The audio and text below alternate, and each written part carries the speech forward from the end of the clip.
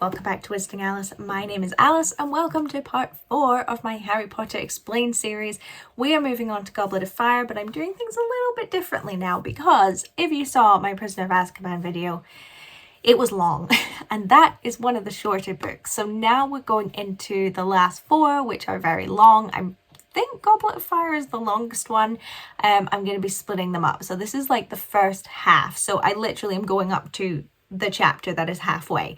So this will be the first half, and then fairly shortly, sometime within the next month, will be part 2, then Order of the Phoenix part 1, part 2, etc, etc. So that's how we're going to be doing this. So who knows how long this will be, but it will definitely be shorter, fingers crossed, than the ones that have come before. But yeah, I'm really excited. If this is the first one you're watching, definitely go back to Philosopher's Stone first. But basically I explain the entire plot of the Harry Potter books for people who just like listening to this sort of thing like me, for people who have maybe watched the films but want to know how the books are different, or for people who have never really experienced Harry Potter before and just want to see what all the fuss is about. So thank you very much for joining. Don't forget to subscribe. And with that, let's get into Harry Potter and the Goblet of Fire. So the book starts by talking about the Riddle House, which is basically a massive mansion on a hill overlooking a little village, and its windows are boarded up, there are tiles missing from the roof. Like overall it's just kind of a bit of a mess. It's clearly been abandoned for a very long time, and the inhabitants of the village agree that it's really creepy. They know that something creepy happened there 50 years ago and just nobody really wants to go near it. So then it sort of flashes back to 50 years ago, and the maid who was sort of serving the family at the time, so obviously 50 years ago the house was looking very lovely, it had a family living in it, they entered the house to find the entire Riddle family dead. So that's a dad, a mum and a son.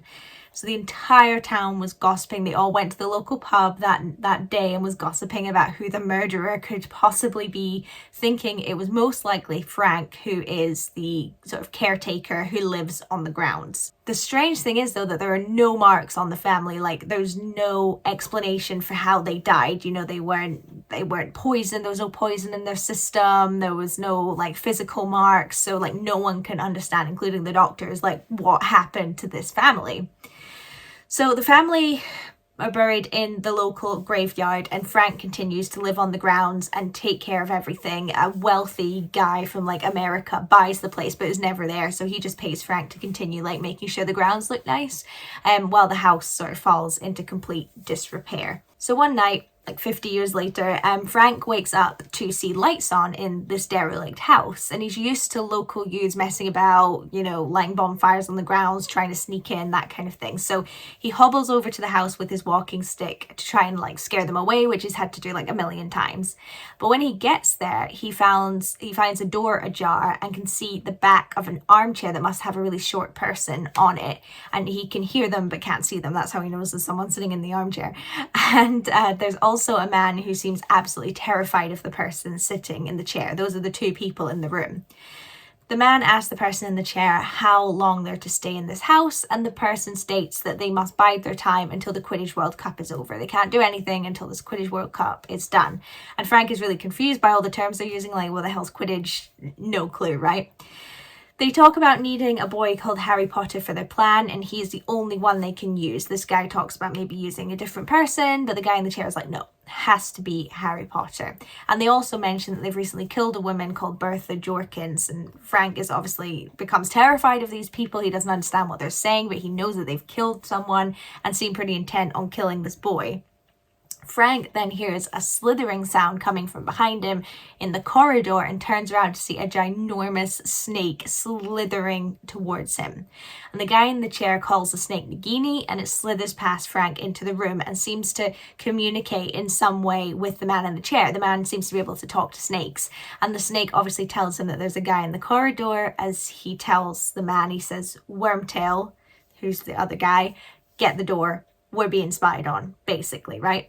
So Wormtail opens it and drags Frank inside, and Frank confronts them and says, you know, I know that you've killed people, I'm going to call the police.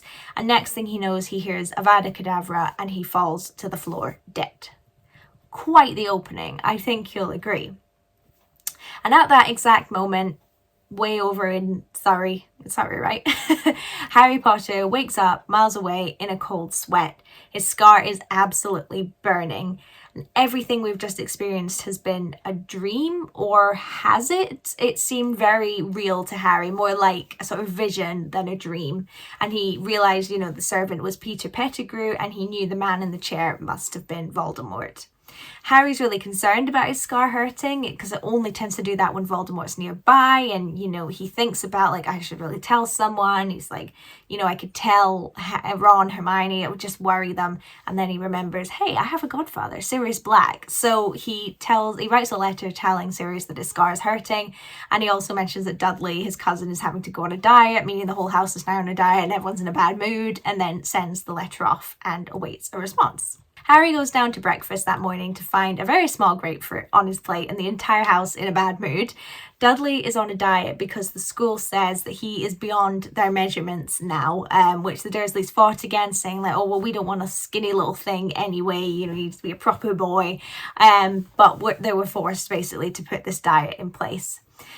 Vernon calls Harry angrily into the living room and shows him a letter that the postman had delivered that morning, which is completely covered in stamps. It's got a tiny little address on it, and the rest of it is completely covered in stamps. And apparently the postman found this very funny and had to knock on the door and hand deliver it because he found it so funny.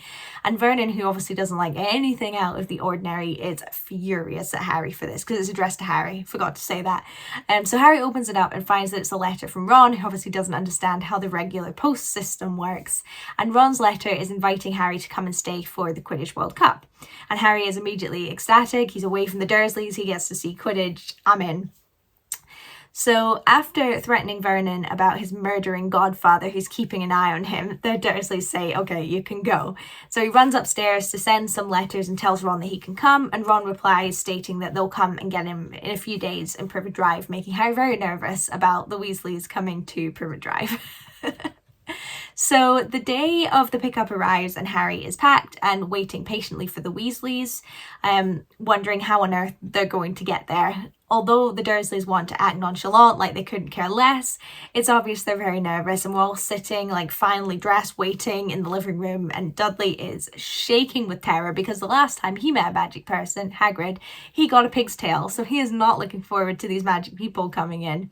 So they wait and wait and wait, and before long, Harry is sitting on the stairs wondering, are they actually ever going to come, when he hears a loud scream coming from the living room, and running in, the Dursleys are looking terrified and furious and pointing at the fireplace that had some of it blasted out. Soot is completely blasted out of the fireplace, there's been an impact, and they can hear muffled voices coming from the chimney. And it turns out the Weasleys has tried to arrive by flue powder, but didn't know that the Dursleys have boarded their fireplace up, so they're trapped. They can't get through the fireplace. And Harry can hear Ron, Fred, and George arguing in the grate, and then he hears Mr. Weasley's voice join them, and Mr. Weasley gets out his wand and blasts the entire fireplace apart. So the Dursleys are in shock as their entire living room is covered in debris. So all the Weasleys come out of the fireplace, and Mr. Weasley tries to introduce himself to the Dursleys, but they just stare at him in shock you've destroyed our living room. And for once, I kind of agree with the Dursleys. So they all collect Harry's things and are about to leave when Harry's bye then to the Dursleys, who say nothing in return, and Mr. Weasley stops Harry and insists that they say goodbye to their nephew, who they won't see for another year, which they do because they're terrified of wizards. They turn to go into the fireplace to head back to the burrow when Dudley starts making choking noises, and his tongue is swelling to an absurd degree, it's getting bigger and bigger and coming out his mouth and down to his chin. He's eaten one of the Weasley twins' trick sweets that they dropped on the ground when they were helping Harry. Mr. Weasley rushes them all into the fireplace and is I'll deal with this, you guys just go. So back in the burrow, friend George explained that they invented the sweets. They've actually been inventing a lot of joke stuff recently, and they deliberately dropped it near Dudley because they knew he'd eat it even if he didn't know what it was. Bill and Charlie come into the kitchen at that point, the older Weasley sons, and say hello to Harry, and Harry's never met Bill before, who has really long hair and a dragon tooth earring and is just really cool looking. So suddenly Mr. Weasley returns and is furious at Fred and George. He says, he repaired the living room, but it took a lot of convincing for them to let him repair Dudley's tongue, and they all found this very funny. Mrs. Weasley, Ginny, and Hermione appear at that point, and Mrs. Weasley is also furious at what they did, and we're all get out of here. We don't want to hear her yelling at Fred and George. So the rest of the children explain to Harry that Mrs. Weasley is already annoyed at the twins because she found out about their new venture, Weasley's Wizard Wheezes, like their joke products. And she thinks that they should focus on more serious matters like their exams. And at that point, Percy pops his head out of the room because he hears the commotion, and he explains that he now works for the Ministry of Magic and feels his job is very, very important. Although, as everyone else points out, he's basically just a secretary. Not that there's anything wrong with that, but he acts as if he's Minister for Magic, and he's like, can you guys keep it down? I'm doing important work in here, you know, that kind of thing. Once they get to Ron's room, he still has his pet owl that was given to him by Sirius Black that he's named Pig. It's very small, has lots of energy, it's generally very annoying. And they go to talk about Sirius Black but realise that Ginny's in the room, so they're like, oh, we better not.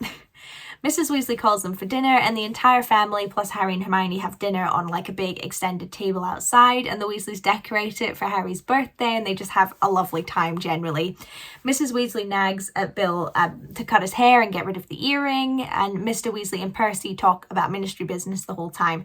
And as it turns out, they're talking about the fact that Bertha Jorkins has gone missing, and they feel Ludo Bagman, who's her boss, should be more concerned, but he's kind of like, she'll turn up, it's fine. So Harry has barely fallen asleep that night when he's awoken early in the morning by Mrs. Weasley, and they have to leave early to get to the Quidditch World Cup.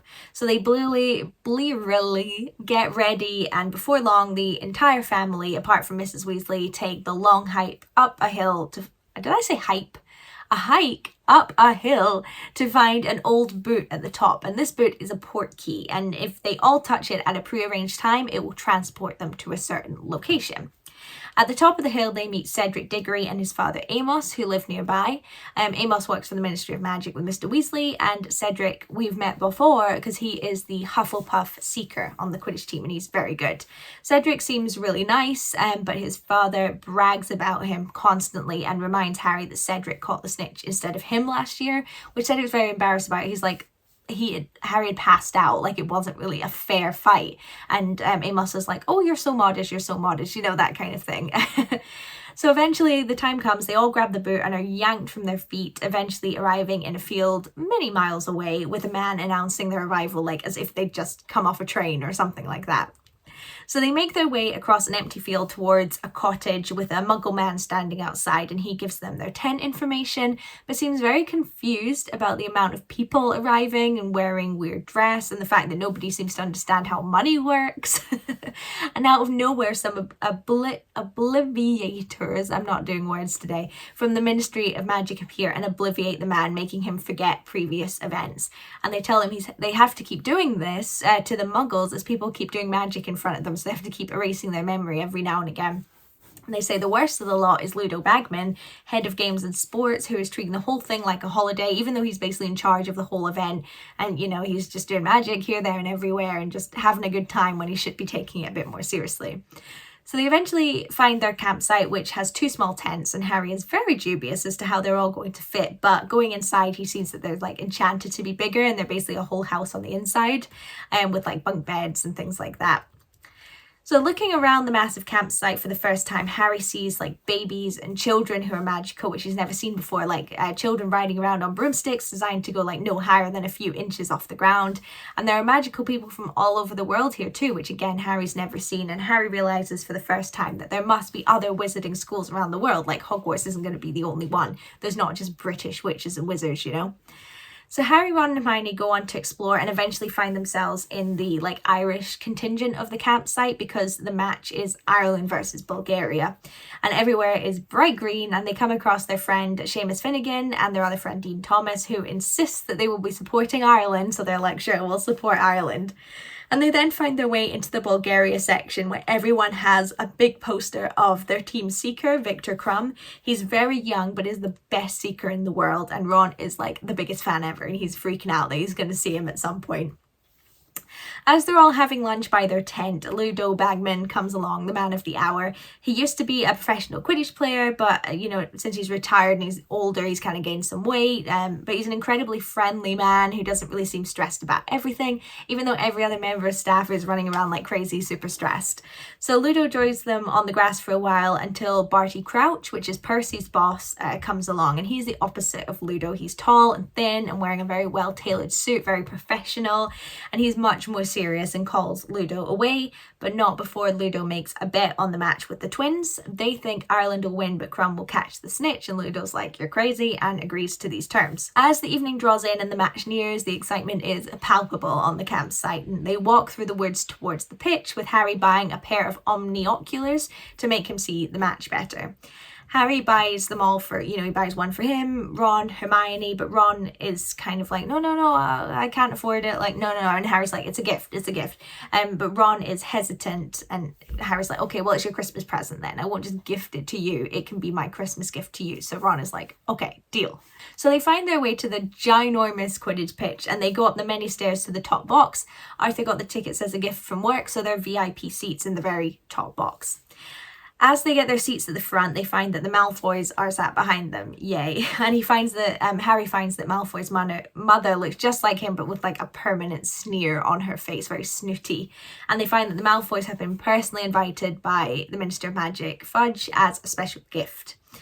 So Harry turns to his side and believes he sees Dobby, but realises it's actually another house elf. It's the first house elf he's seen that's not Dobby.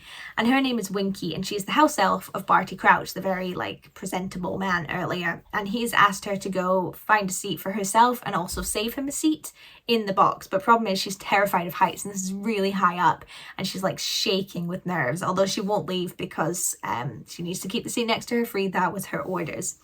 She knows Dobby, so Harry asks, how is Dobby doing? She says he's happy but disgraced because he's asking for payment for his work, which house elves are not supposed to do.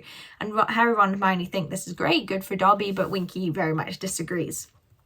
Before long, the match begins with Ludo commentating. The Irish team are amazing, and their mascots, which are leprechauns, are mesmerising. The Bulgaria team are also really good, but Victor Crumb is a standout, doing amazing moves unlike anything Harry's ever seen before. And their mascot are Velas, which are female human creatures that can mesmerise men, but turn very nasty if they get displeased.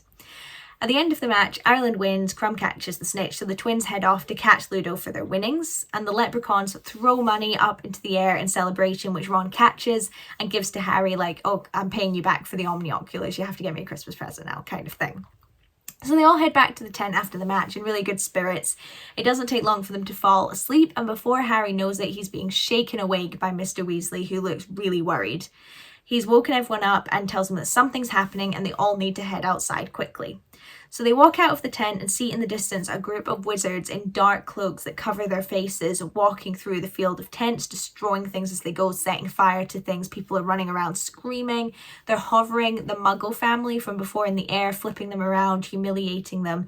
And they're old supporters of you-know-who, having a laugh kind of thing, like an old get-together. Mr. Weasley, Percy, Bill and Charlie head off to help the Ministry deal with them, and he tells Fred and George to look after Ginny, and the whole group head off into the woods where everyone else is going for cover, but Harry, Ron and Hermione eventually lose track in the chaos of the twins and Ginny. Before long in the woods, they stumble into Draco Malfoy, who doesn't seem particularly disturbed by the events at all. He tells Hermione she needs to watch out as the group are after Muggleborns, and they act as okay, whatever Malfoy, whatever you say, but they do decide to move quicker just in case. They do get really worried about Hermione's safety. So they pass other familiar faces in the woods, but eventually see Winky stumbling out of the trees, stumbling out of the trees as if being held back by an invisible force, like she's trying to fight it.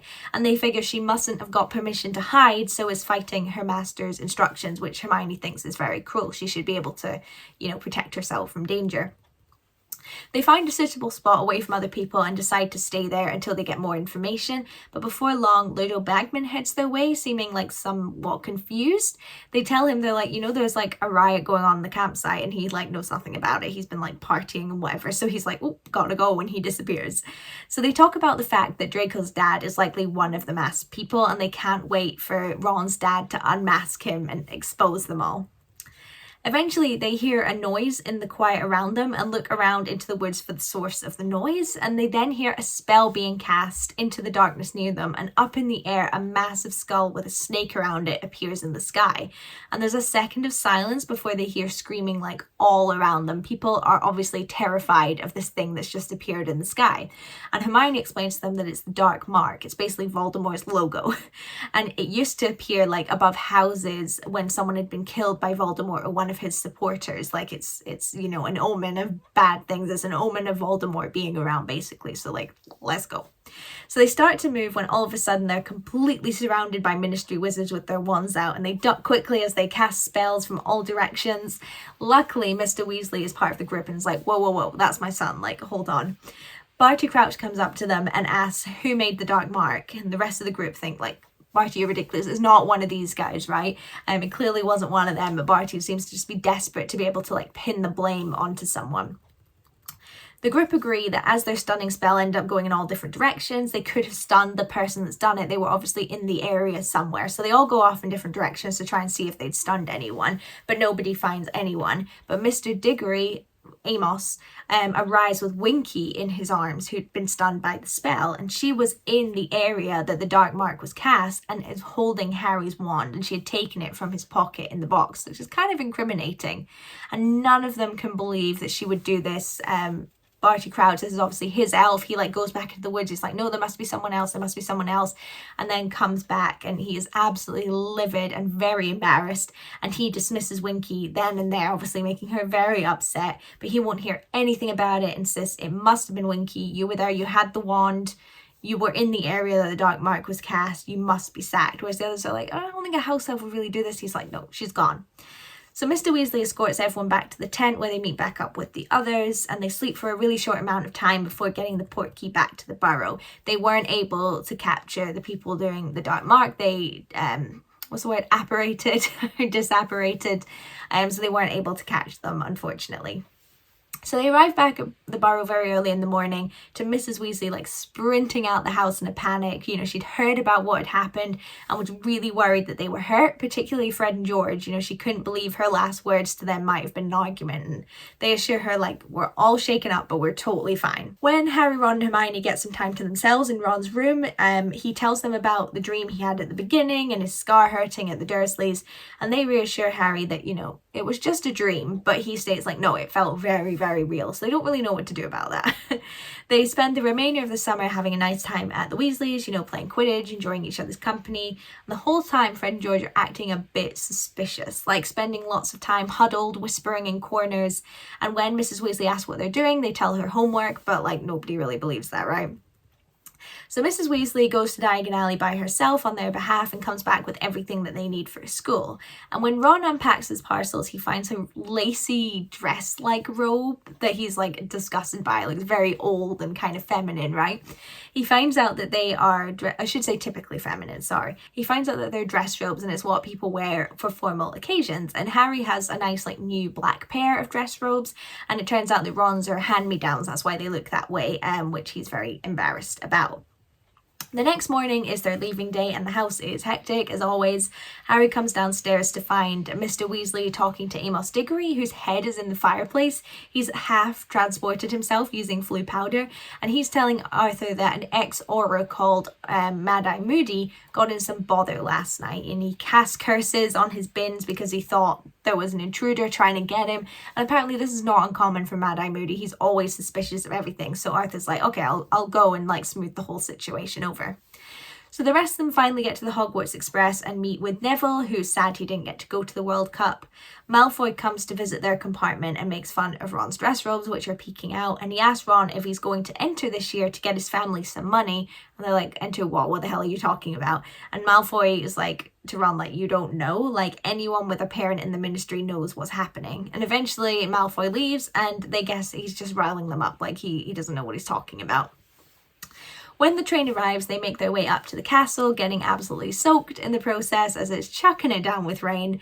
Colin Creevey comes up and tells Harry that his brother Dennis will be getting sorted this year. And Harry asks, like, why do they bother? Surely siblings are always in the same house, right? And Hermione explains, like, no, like, Padma and Parvati Patil are identical twins, and yet one's in Gryffindor, one's in Ravenclaw, so it's not a set deal. The Weasleys are kind of like the exception to the rule that they're all in Gryffindor. So the sorting comes, and it turns out that Dennis fell in the lake due to the storm and was saved by the giant squid. He seems very excited about this whole situation and is absolutely drowning in Hagrid's coat to try and keep him warm. He is sorted into Gryffindor, by the way. I didn't put that in the notes, but just so you know. During dinner, they found out that it's the house elves that actually prepare the food at the feast, and they also do all the cleaning, put the fires on at night, that kind of thing. And Hermione is outraged at this. She's like, how come I've never seen them? And nearly headless Nick, who's the one explaining this, is like, well, if they're doing a good job, you don't see them. And she doesn't want to eat the food made by slave labor and feels it's a really cruel practice and house elves should be freed. Ron and nearly headless Nick argue to her that they enjoy being servants and wouldn't know what to do if you set them free to do something else, but Hermione heartily disagrees and stops eating. Dumbledore gets up to make his speech and explains that there'll be no Quidditch this year, and this is because Hogwarts will be host to the Triwizard Tournament. And this is a tournament that used to take place and they're kind of bringing it back. They're doing a rebrand. And 3 wizarding schools put forward a champion who competes in a dangerous task to determine the winner who will win the Triwizard Cup and earn lots of money and glory. And everyone's incredibly excited about this, and it turns out that select students from Beauxbatons, a school in France, and Durmstrang, a school with a hidden location but somewhere in northeastern Europe, will be coming to Hogwarts for the year to compete.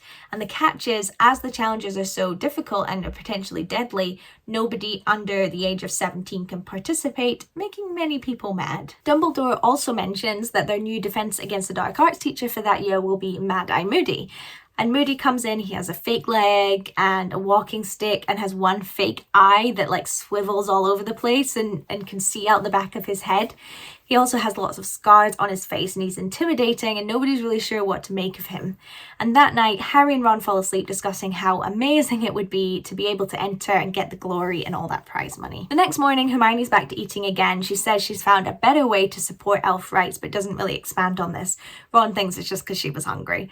Meanwhile, Harry is really concerned that he hasn't heard back about his letter from Sirius and is worried that something has happened to Sirius, but Ron and Hermione remind him, look, if he'd been captured, we definitely would have heard about it, he's fine. In Care of Magical Creatures, they have to take care of blast-ended scroots, which are weird fleshy creatures with a hard shell and a stinger on the back that can blast fire out of them.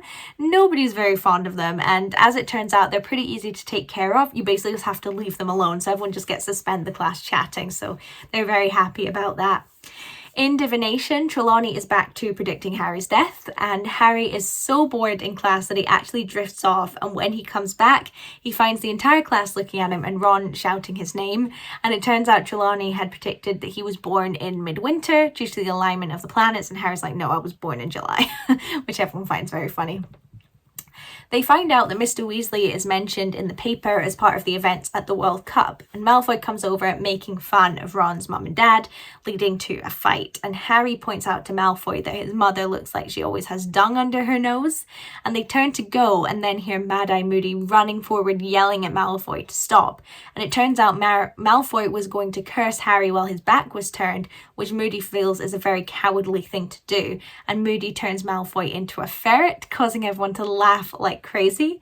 Professor McGonagall comes into the area awestruck that Moody would do such a thing, what the hell are you doing? So she causes him to turn Malfoy back and gives him a disciplinary for turning a student into an animal. So later on in the week they head into their first Defense Against the Dark Arts class and are delighted when Moody tells them to put their textbooks away. And he tells them that he thinks the class is behind on curses, so that's what they're going to focus on for this year. And he lets slip that he's only going to be teaching them for 1 year. He's doing it as a favour to Dumbledore and is then going to go back into retirement. And he explains that the Ministry wants them to focus on counter curses, but he thinks that having a good understanding of dark magic is just as important as knowing how to fight against it. And he explains to them that there are 3 unforgivable curses. The use of any one of these 3 will give you a life sentence in Azkaban, no questions asked, basically. So he gets a spider out of a jar and explains he's going to show them each of these curses on the spider, and the class is silent and stunned.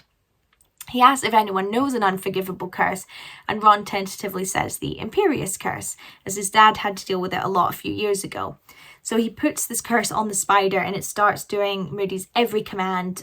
Someone under the Imperious Curse has no control over themselves. And Voldemort and his followers used to use it a lot back in the day, and a lot of Voldemort's supporters claimed to be under it so that they would get out of trouble. Basically like, oh, he was controlling me, I had no idea what I was doing kind of thing. The second curse explained by Neville is the Cruciatus curse, and they see on the spider that this causes immense pain on the subject, like really awful pain.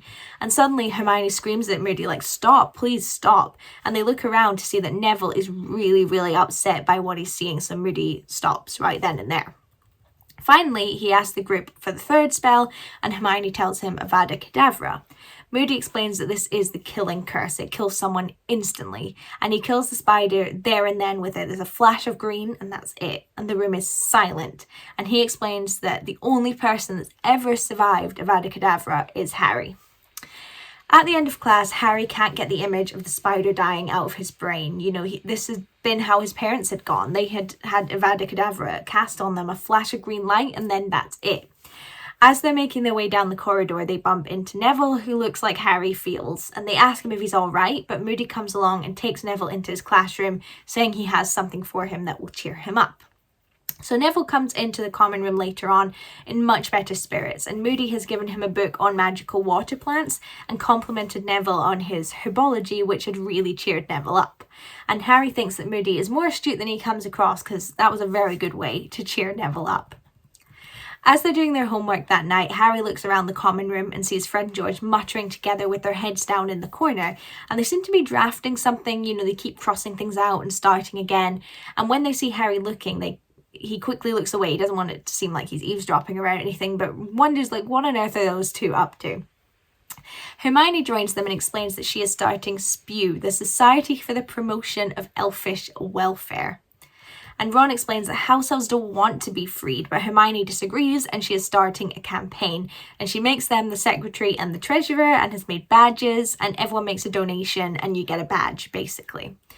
They're distracted at that point by an owl coming in with Sirius's letter, and it says he's heading north to be nearer to Harry if his scar is hurting. Basically like, something's up, I'm going to be closer to you. And he tells Harry that if his scar hurts again, he needs to go and speak to Dumbledore.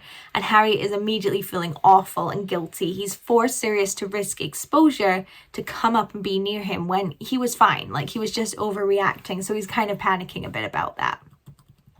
The next morning, Harry writes back and tells Sirius, like, I must have just imagined my scar hurting. I'm fine. There's no need for you to come back. Hermione calls him out on this lie at breakfast, but Harry says he felt it was the right thing to do to tell Sirius not to come. In Defense Against the Dark Arts, Moody has decided to put the Imperious Curse on each of them so they can learn how to fight it. They know what it feels like and they can fight it. Everyone really struggles with this, but Harry is slowly able to learn to fight it off, making him like the star pupil in Moody's eyes. A few days later, they learn that the two schools will be arriving the day before Halloween and that everyone must gather outside on that day to meet their guests.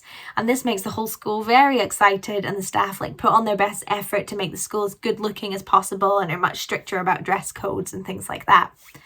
Hermione has been going extra hard to push SPEW onto the school, and most students aren't interested. There are many that are, but they're not really willing to like sign up and like put into action what Hermione wants. Some people like Neville have signed up just to kind of get Hermione off their backs.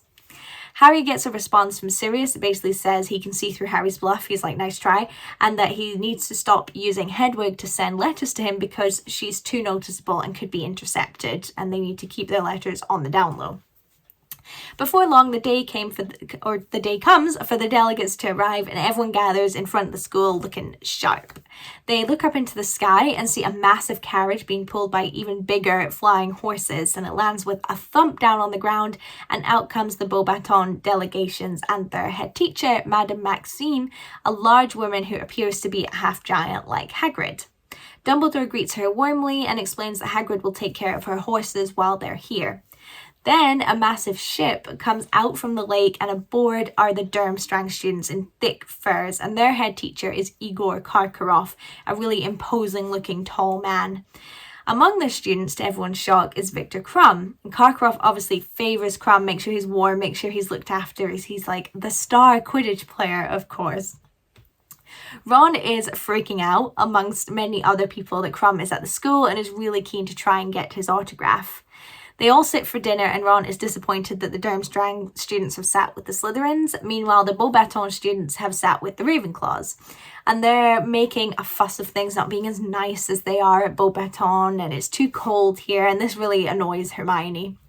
One of the Beauxbaton girls gets up and comes over to ask them for some of their food, and Ron is like completely entranced with her. She's actually half Vila, so she like can have that effect on people. Once dinner is finished, a hush appears over the tables and Dumbledore stands up for his speech. He introduces Barty Crouch and Ludo Bagman, who will be overseeing the activities, and they will also be on the panel of judges for the Triwizard Tournament along with the 3 head teachers. Filch then brings in a massive shining cup, which Dumbledore explains is the Triwizard Cup, and this is what the champion will win. And they also bring out another gold cup, which is the Goblet of Fire. Name drop. Anyone wishing to enter the tournament must put their name in the Goblet of Fire, and it will choose a suitable champion from each school. And Dumbledore will actually be putting an age line around the cup so nobody under 17 can even try and enter. And they all talk about how fun it would be to like find a way to sneak in and sneakily enter anyway. So over the next few days, students were excitedly talking about the cup, gossiping about who had entered and who hadn't entered. The Durmstrang students actually sneak into the castle early in the morning to put their names in, while Angelina Johnson is the only Gryffindor choice to compete for Hogwarts. One afternoon, Fred and George come into the corridor where the cup is held, saying they took a potion which will trick the age line into thinking they're over 17 and get them over the line. So they both step over, holding their breaths, and for a minute it seems to have worked, when all of a sudden they are pushed heavily onto their backs across the hall by the age line, both of them sporting very long white beards and looking like old men. Ron, Harry and Hermione decide to visit Hagrid, and Hermione tries to get him to join Spew, but he's not willing to take part. It would be cruel to set them free, he says, as they wouldn't know what to do with themselves. That night is the announcement of the school champions, so they head up to the castle together, but before long, Hagrid runs into Madame Maxine, and Hagrid seems to completely forget the other 3 are there, so heads off to the castle with her without them. Everyone eats really quickly that night as they're keen to know who the champions are, and after a while Dumbledore explains that the cup is finally ready to make its announcement, and the goblet casts fire from it, and out comes a name from Durmstrang, Victor Crumb. Nobody's particularly surprised. Fleur Delacour, the half Vila, she is the Beauxbaton champions. I have a really hard time saying her last name. I'm just going to call her Fleur. And finally, the Hogwarts champion is Cedric Diggory, and the Hufflepuffs are absolutely overjoyed. And everyone is celebrating when the cup throws out one more name. Can you guess what that name is? Harry Potter. So the hall is like stunned into silence, and Harry can't believe what he's just heard. He turns to Ron and Hermione and just says, "I didn't put my name in, you know I didn't." And Dumbledore, also shocked, calls Harry up again, and he moves up the Great Hall towards the front. And Harry moves through the side door that the other champions went through to find them sort of hanging around the fire, Cedric, Fleur and Crumb. When he walks in, Fleur actually thinks he's there to deliver a message to them, and Harry can't really bring himself to explain why he's there. Eventually, Dumbledore, Snape, Professor McGonagall and the rest of the panel come storming in. Ludo Bagman is thrilled. He can't believe this has happened. He just thinks it's very exciting. And Ludo explains to them that Harry is the other Hogwarts champion. And Fleur points out that he's far too young, but Ludo says the rules are binding. If the Goblet of Fire spits your name out, you have to compete. Madame Maxine and Karkaroff are furious. They think that Hogwarts is trying to have an unfair advantage by having 2 champions and want to submit more names themselves, but this just isn't possible. The Goblet of Fire is done. So they accuse Dumbledore of not doing the age line correctly, and Dumbledore's like, "Oh, well, I suppose I couldn't have," but everyone knows, no, Dumbledore will have got it right. That's not the case.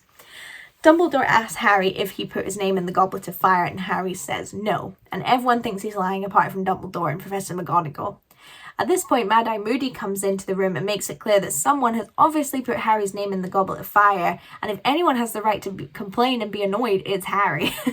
It's clear someone has put his name in the hopes that he will die in the competition, and it would need to have been a very powerful witch or wizard to have done something like that. And Karkaroff's like, "Oh, well, you've given this a lot of thought," and Moody's like, "It was once my job to think like dark wizards do, like I know their minds, and you would know that, Karkaroff." So Karkaroff kind of keeps quiet. So they move on to discussing the first task, and it's designed to test their daring and their courage, so they're not going to be told what it is until they arrive.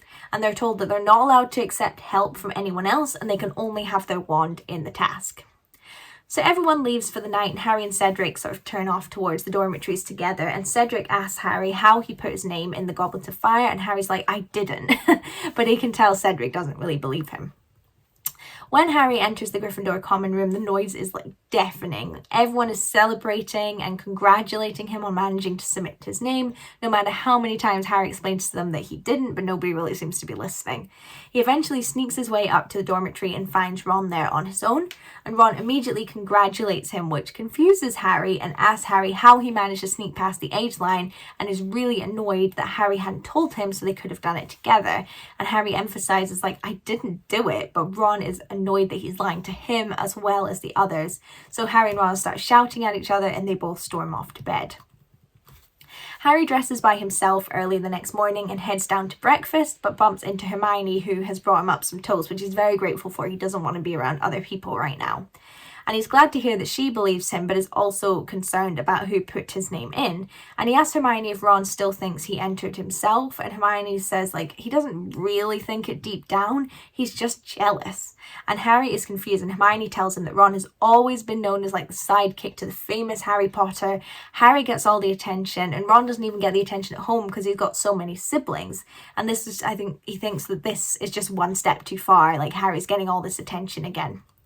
Hermione tells Harry to write to Sirius so he knows what happened, and Harry agrees, so they go up to the owlery and use one of the school owls to send the letter. Not to write the letter, just to send it. For the days following, school is pretty much hell for Harry. The Slytherins, as predicted, are teasing him and making fun of him about it, but the Hufflepuffs are furious, and they normally get on well with the Gryffindors, but they think Harry has stolen their glory, and Hufflepuff doesn't get glory all that often, so they're very annoyed. And even the Ravenclaws have kind of turned off of Harry, and people are basically either ignoring him or making fun of him, and neither are very nice. At the next Care of Magical Creatures class, Harry gets the chance to talk to Hagrid, and he's relieved to find that Hagrid doesn't think he put his name in and is really concerned. His days are made worse by not having Ron at his side. He loves Hermione, is really grateful and happy for her support, but now most of his days are spent in the library, and Hermione just isn't as fun as Ron is.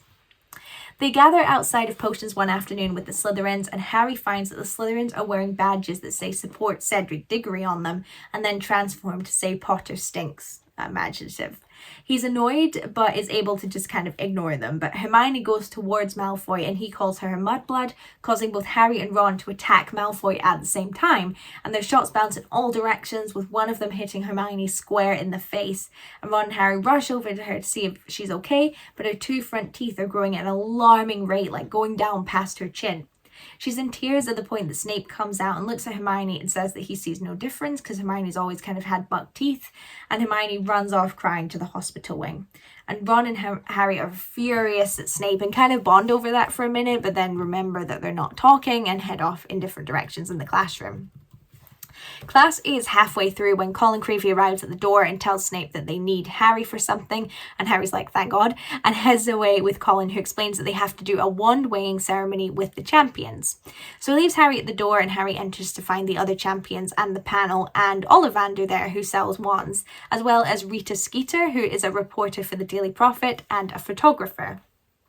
So they weigh and inspect their wands and find that they're all acceptable, and then Rita Skeeter gets them to take pictures, which none of them really want to do, and she then takes Harry to the side for an interview that, again, he does not want to do.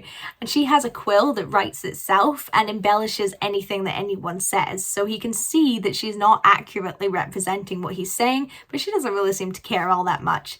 And eventually he manages to get away, really glad to be done with that whole experience. At the end of the day, Harry comes back to an owl from Sirius, who tells Harry that they need to meet face to face, and he tells Harry to be alone by the fire at 1 o'clock in the morning on a specific date. So Harry's really looking forward to seeing Sirius, and it's like the only bright light that he has to look forward to.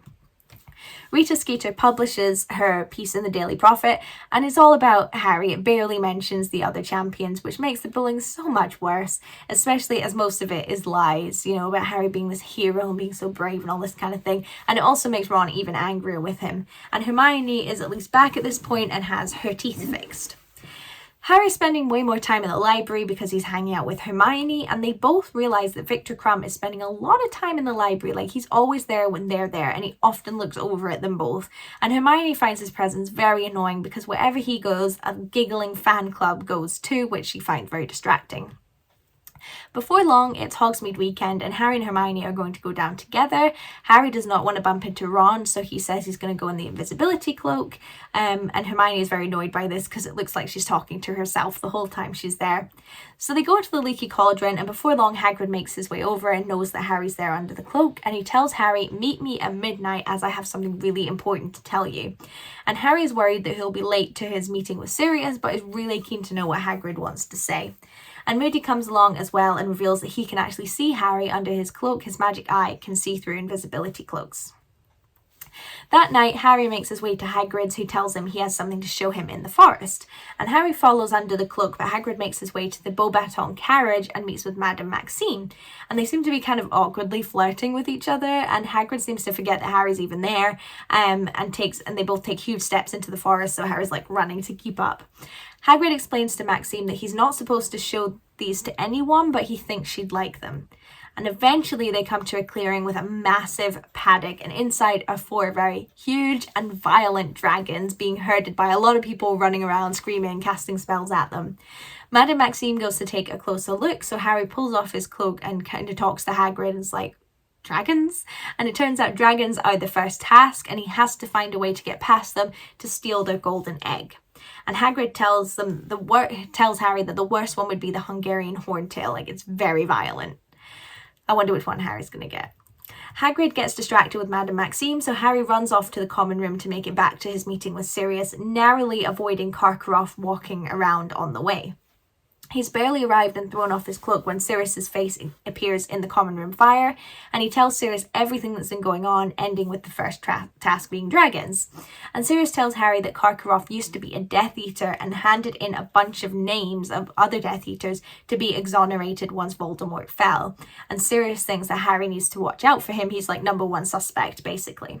Sirius is about to tell him how to deal with the dragons when Harry hears someone coming down the stairs, so Sirius has to disappear. He turns around and sees that it's Ron that's come down the stairs, and Ron was coming down just because he was wondering where Harry was because he wasn't in bed. And this makes Harry even more annoyed that Ron's presence caused Sirius to disappear. He can't help him now, and throws one of the badges at Ron before storming off to bed. And guys, that is the end of part 1 of Goblet of Fire, if you can believe it. It's crazy that we're halfway through and we haven't even started a task yet. Like, that's absolutely insane. But I really hope you enjoyed. Obviously a much shorter video. Thinking, look at the time, this is probably going to be about 45 minutes. But I think that's a much nicer time.